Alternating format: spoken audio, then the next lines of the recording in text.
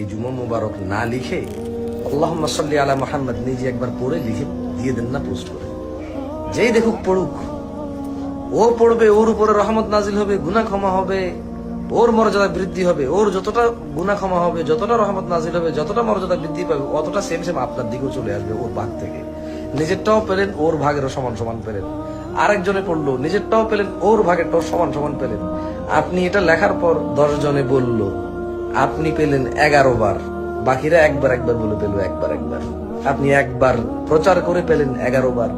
100 জনে দেখলে আপনি পেলেন 101 বার। 1000 মানুষে দেখলে আপনি পেলেন 1001 বার। 1 লক্ষ মানুষে জানলে আপনি পেলেন 1,00,001 বার।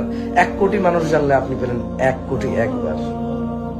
আপনি যা শিখাবেন যাকে, সে তা আমল করলে তার নেকি থেকে কমবে না, তবে তার যে নেকি সমান সমান নেকি আপনার হবে। এই জুমা মুবারক বললে কি হবে আমার জানা নাই, সত্যি।